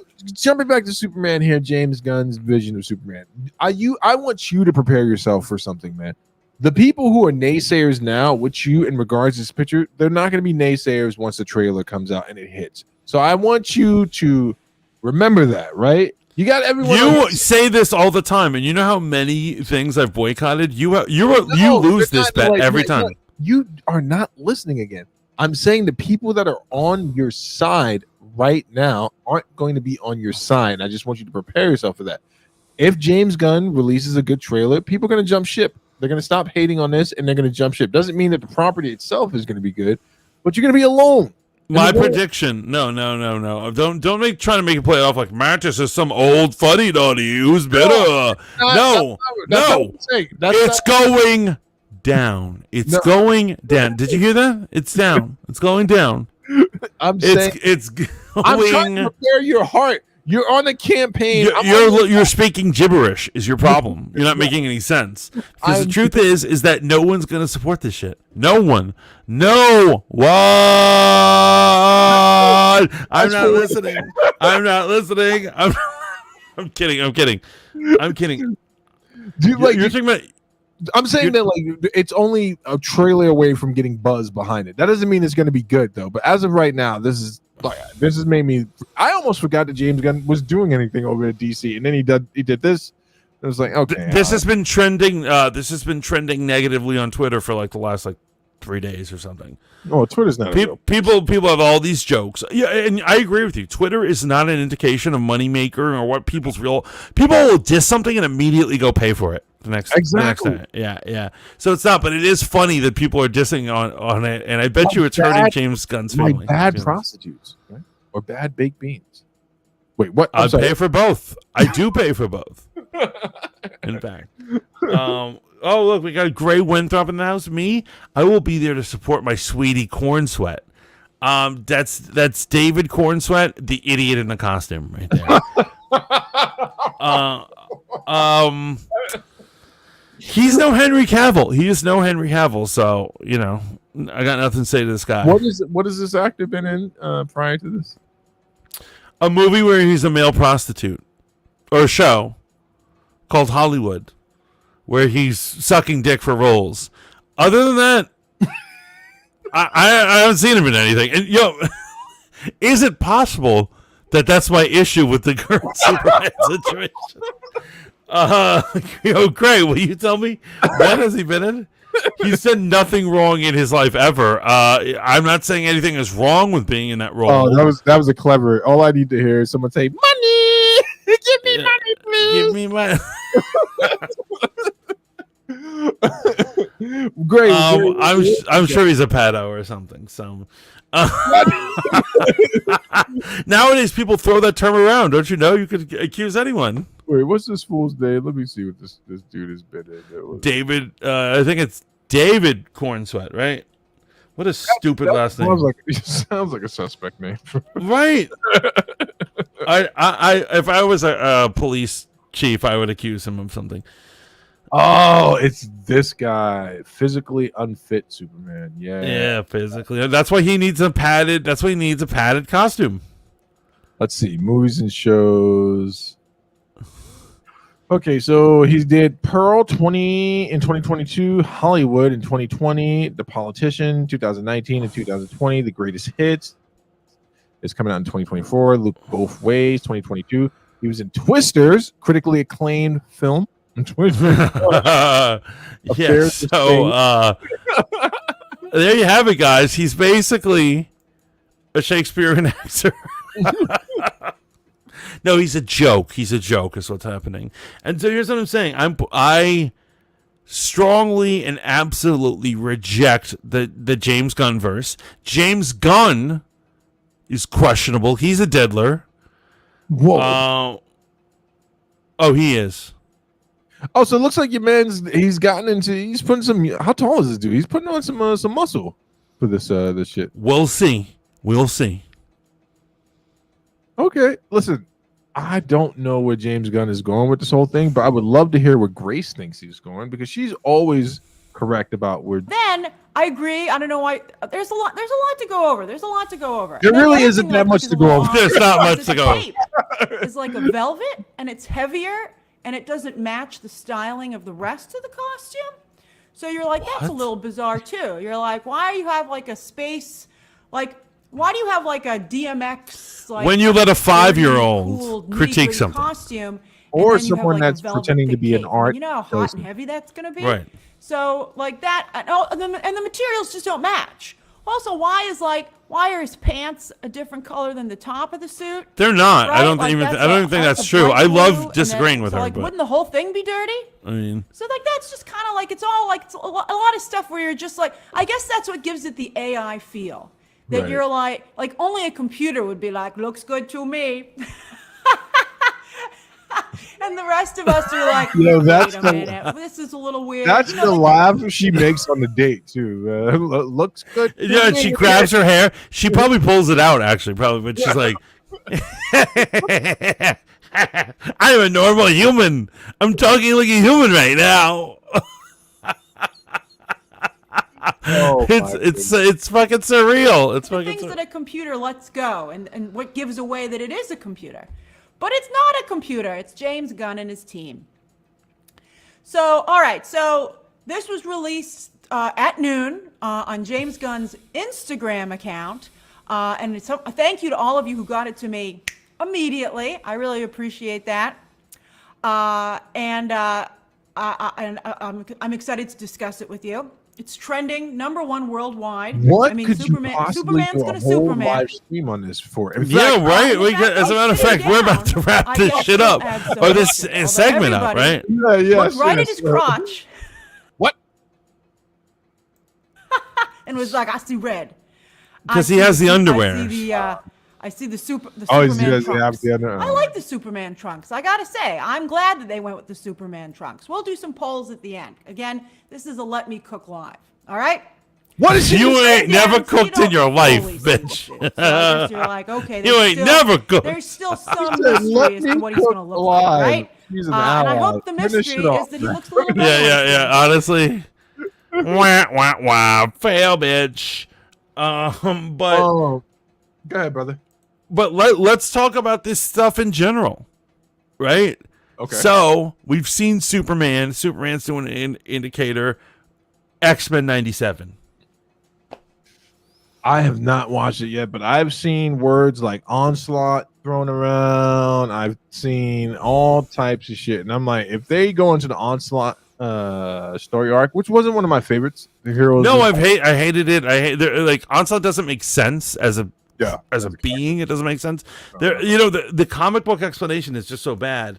Don't love it. However, and no, trust me, there isn't anything that's blatantly Onslaught about it. Like people are just predicting that that's the story they're headed toward. Well, that's because your favorite villain. That's where he rises to prominence after the onslaught situation. So I guess that Right. would be a logical conclusion, right? Right.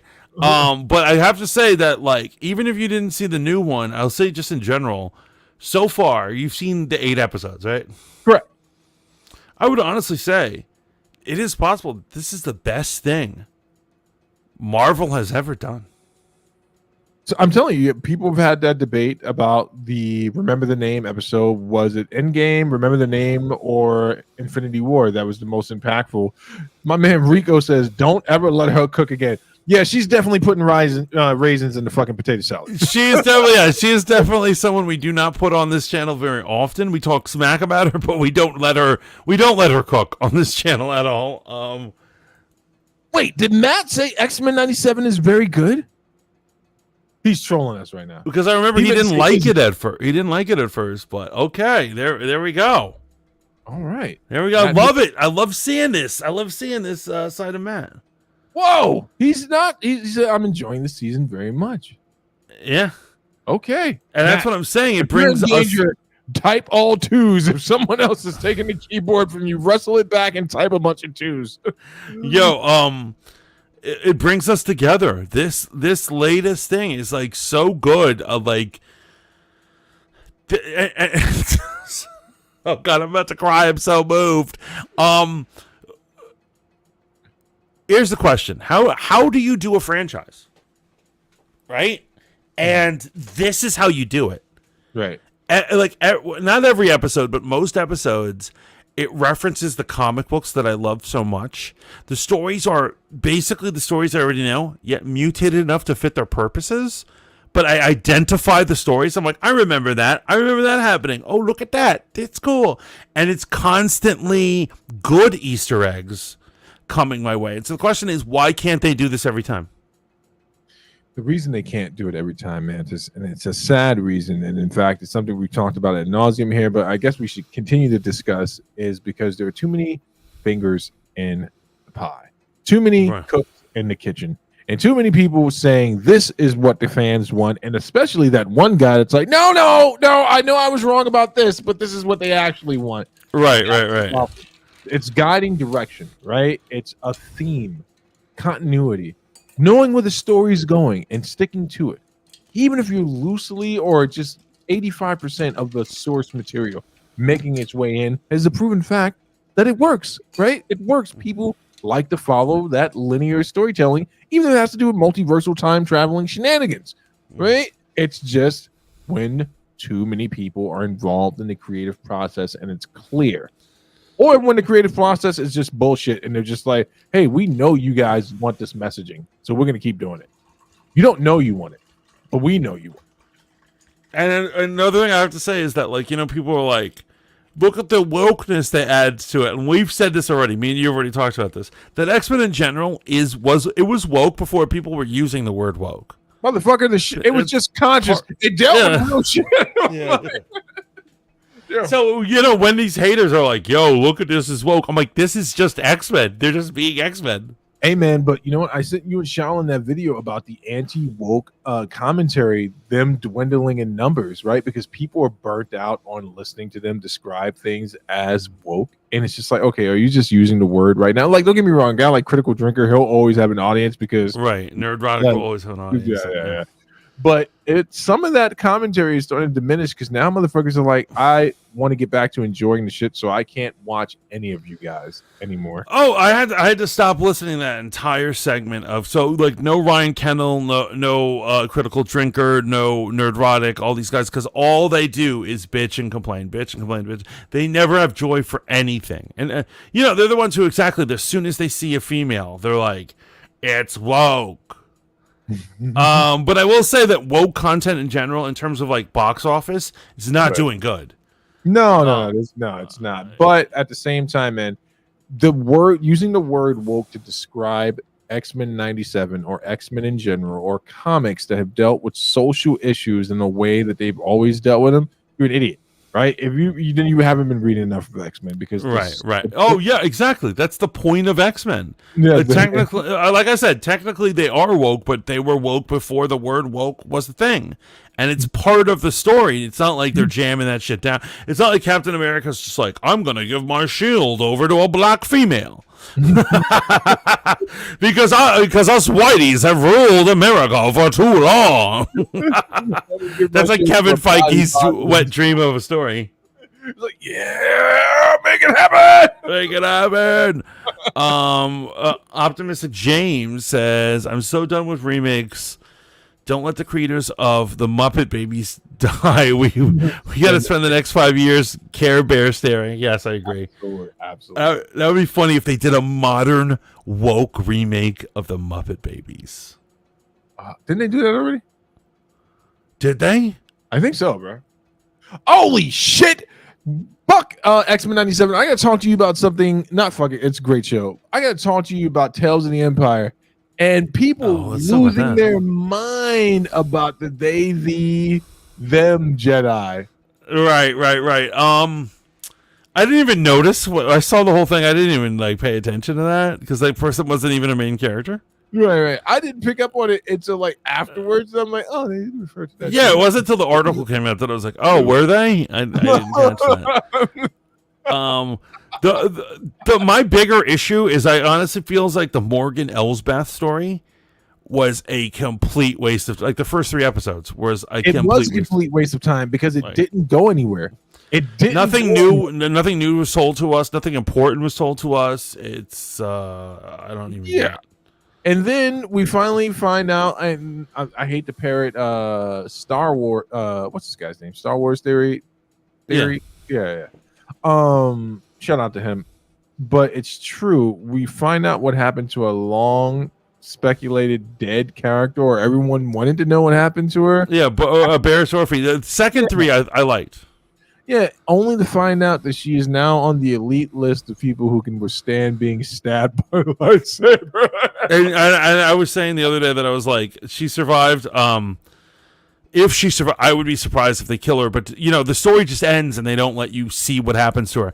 I'm sure she's going to appear in Ahsoka next season of Ahsoka. Yeah. This is exactly how Filoni does it. And here is my issue. And I'm going to say this, even though I like those 3 episodes. This is my issue with the Filoniverse, right? Everybody says they're like, Homeboy's the savior of Star Wars, blah, blah, blah, blah. He doesn't let any of his characters die. Everyone's the best character. Everyone is a Mary Sue. He never allows people to actually go through actual real trials or real issues. It's all just some fan fiction idiot kid wearing a cowboy hat. Right. Does anyone see this? That they're like, Ahsoka's the best. She's a goddess. She can beat Jedis who have 40 years more experience than her. What? They're like, did you know that gods choose her to go to an astral plane and blah blah? And I'm like, yo, stop jerking off to this chick. Right. Tell us a real story, please. I'm not going to disagree with anything you said, man. But also, here's the weird thing about Star Wars, man. Why can't we just continue the story forward? Why are we still dipping backwards? Can you ask yourself that question? Like, why are we doing Tales of an Empire at all? Well, have you noticed that most of this stuff is filler? Because this is what I'm saying. They can't keep telling the story because that would mean you have to put stakes on the line. So what they're saying is they're like, do a side story. And they're like, well, what's the side story about? I don't care. Just do a side story. So they do a Boba Fett's side story that doesn't do anything. Yeah. Boba Fett didn't increase the universe or expand anything. It told you the universe is going towards a fixed point. Right. But I'm saying they could have enlightened us about Boba Fett and his life, and maybe something interesting. Maybe they could have some twists and turns on there. But they're like, basically their goal was waste the viewer's time for 6 hours. And Ahsoka's like waste the viewer's time for 5 hours. That's a very good point, man. And actually, I rewatched Ahsoka. I still enjoy it, man. But I realized there were just episodes where I would have much rather seen what was going on with this character. Optimistic James says, how can you remake Star Wars? We know Luke's father. Who's Luke's mother? We know who Luke's mother. We know that's Padme. Yeah. Did you see Star Wars? No offense, Optimistic James. Did you see it? Did you see it? Gray says, did you talk about the rumor that Ryan Coogler is going to direct X-Men? What? Well, he's only one for two now. So I think Black Panther was amazing. I think Wakanda Forever was there. Ryan Coogler directing X-Men doesn't need to happen. But I'd be interested in Ryan Coogler directing Blade. Ooh, that might be better. That would be much better. Then we've got the mom died episode in the third episode of the sequel. That's prequel trilogy. Luke, I mother that sexed your father and sent you to a Jedi camp because your father didn't pay child support. Perfect. There's nothing more base than that. What are they going to do? But honestly, right now, it's clear that Disney Plus, for the most part, is like everything is filler. And I honestly think that like X-Men 97 is the first time it's not filler. And like, for WandaVision, I think the first couple of episodes were not filler, but then it became filler. And then when they try to do something that isn't filler, like Captain America, Falcon and the Winter Soldier, they fail epically at it because they're not willing to do what needs to be done. Actually, let me take that back, man. That episode of U.S. Agent brutally beating down the the protest in the streets. I'm into it. Was insane, man. That was an insane scene. They didn't shy away from that at all. He literally cracked that guy's chest open with Captain America's shield. Oh my God, I love that. Oh wait, you don't know this? I'm pro USA. I watched your review. Yeah. I was like, yay, America. I was saying when he did that with the shield, he should have been like, and what? America! He pisses on the dude after. He should have. I would have whipped it out. Although he basically is on super steroids, so probably he's he's dealing with some shrinkage, some real bad shrinkage. But anyway, they have yet to really have serious stakes. Like, for instance, Loki. I loved Loki season 1 and 2, but it will only matter if he stays where he's at. If they pull him back out for the movies, then those seasons will have meant nothing. So the only way I agree with you, but the only way I would be willing to see him again is in like brief kind of guiding Gandalf-y type of scenes. Right. That's it. I don't want him to be a main character now. Somehow he became the most powerful being in the universe, but his power is diminished only when I don't want to see right. I do not want to see him get back into the fray. You're right. If they have cameos or him speaking to them or a conversation, that's fine. But like if they're literally like, let's make him a character, let's pull him out of that situation, then that entire adventure is meaningless. It completely is. And actually, it was the perfect ending for him. I agree with you 100%, brother. And like you said in Winter Soldier, in Falcon and Winter Soldier, it's almost meaningless. You know why? Because at the end of Endgame, Captain America gives him the shield, and you're like, you're the new Captain America. And then in the story, he gives away the shield, earns the shield back, and is still Captain America, and nothing has changed. It did a full circle. Yeah, nothing. It did a full. Now, if something had changed, like for instance, I think he should have taken the serum. Yeah.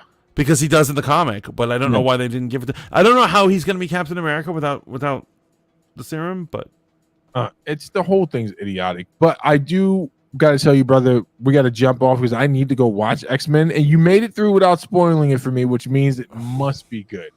It must be good. Charles Xavier, Wolverine, and Colossus all die. Well, there was that one time that Wolverine, Cyclops, and Jean Grey had an orgy in there. Oh, no, it was more than one time. They kept it going. They were a throuple. Why they a throuple? They're a throuple. Oh, actually, I think that writer you like so much does it. Jonathan Hickman. I think Jonathan Hickman made them a throuple. Greatest writer in America. Oh, God. Oh, my God. Yeah, do you keep up with Young Ripper? Yes, I do. Did you see him flipping out about? He said, and this is his words. I don't know. I'm not reading Batman right now. He said that the latest Batman all but says, but he implies strongly that he has sucked dick before. And Young Ripper was angry. He was flipping out. He was flipping out on it. Yeah, because in what social setting did Batman just drop that nugget? This is what he said. Was saying in his thing that Young Ripper's like, well, no one is safe because everyone is getting LGBT'd. Yeah, in all these things. Rogue Radio, what up? Welcome to the stream. It's but we are coming to an end, unfortunately. And then Gray says, "My time to shine." Says that. Says about the dick sucking. No, about the Ryan Coogler thing. Oh, the Ryan Coogler thing. Well, we'll see. Rogue Radio, good to see you. Oh, as always. I'm just saying, it's easy to be creative in a remake that we haven't read, wrote, or seen over and over. Right.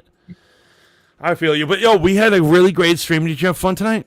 I did, brother. I cannot wait to go watch this friggin' shit, man. And I cannot wait to see what happens this weekend. Now, remember, Riz and I have radio shows on Riz Radio, Live 365.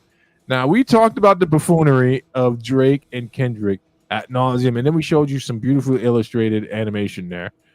I want to see what happens this weekend, right? I want to see, are more Canadians going to be shooting more Canadians? Is Kendrick Lamar? And for you, I want to say something. Just the last thing, and I'm done. Let's stop pretending like that fucking song, Not Like Us, is the dopest thing you've ever heard. That is a quintessential West Coast song. It's nothing new. It's just stop it. That's it for me. Bro. No, wait, hold on. I don't know if people are saying it's the greatest. However, it is catchy. Yeah, that is a catchy beat. It's just I lived on the West Coast for so long, man. I've heard mixtape songs that sound exactly like that, and I was like, oh, okay, he's going there. But it is the nail in the coffin because Kendrick has done what he set out to do, man. He's asserted himself as the person for the culture, and that's what you have to do in any social battle. You have to win over the mob. And so from my final thought on it is that the person who usually stoops to the lowest, aka violence, that move is usually the dumbest. And between Kendrick Lamar and Drake, who do you think is dumber? When there's no violence yet. There's no violence. So here's what I'm saying. Oh, this is an interesting topic, but we do have to wrap it up. But I'm saying is Kendrick didn't actively attack him, but words that Kendrick said brought someone to his door that did do violence. Oh, I see where you're going. Well, we don't know that yet. Haven't we learned anything from the Conservative Party? It's a coincidence. It's a coincidence that his boy got shot. Listen, it's a coincidence that George Floyd died with 4 cops on his back and his neck. While he was muttering, yeah, no, I feel you, man. I'm sorry, that was a horrible imitation. I'm a horrible person. It's late. That's so funny. Yeah, I didn't think of it as being a coincidence. Obviously, I don't believe that it's coincidence, but I guess we'll see. But I'm saying that there's no other way. There's no way I wouldn't take it that way. Right. I get you. Well, That I'm like, he brought people to my door, and therefore now I need to retaliate. Kendrick ain't got no hitters in fucking Toronto, man. Just maybe some stands. That's what I'm saying. It's clear that I don't think Kendrick had anything to do with it. I think stands were like listening, and they're like, "Yo, Drake's a punk. Let's shoot up his house." But wait, so a local someone from Toronto said that Drake ain't never done nothing for an artist out there or the streets out there, and this could just be some hating ass motherfucker. You know how hating ass motherfuckers are. They hate.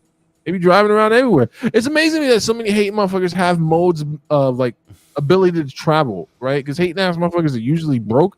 And it's like, so what do they team up? Is there an app where hating ass motherfuckers rent a share car situation? It's the same app from the Batman at the end where the incels were all like, "Grr, let's go shoot something up," as if incels ever did that, as if they would ever get off the couch. Rico says, "I'm in Toronto slamming Not Like Us everywhere in my car with subs." That's crazy.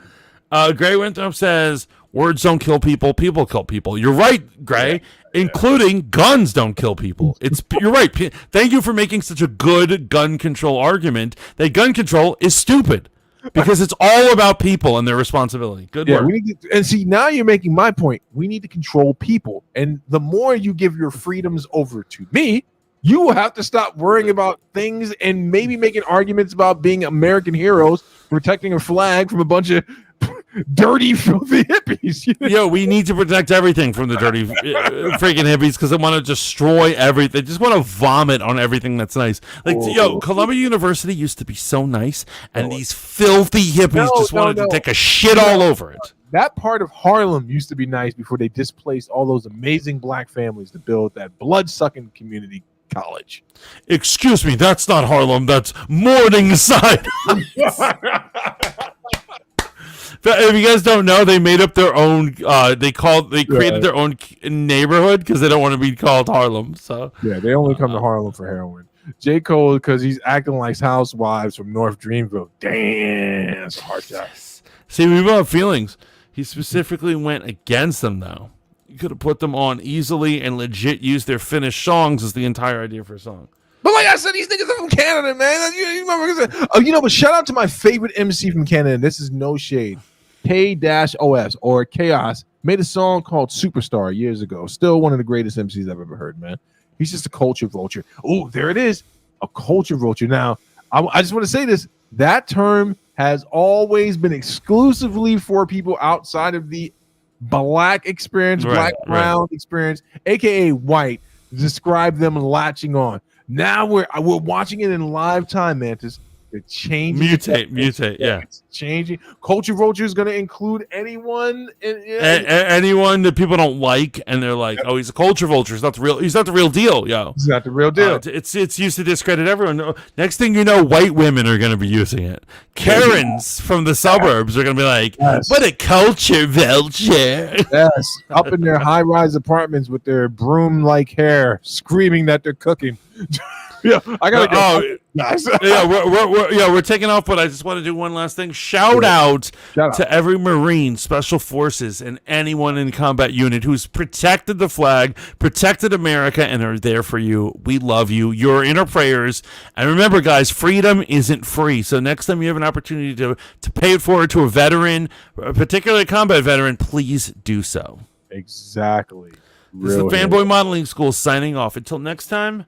Ciao for now, bitches. Oh, yeah, and check us out on Riz Radio. You fucking Canadians. Fucking.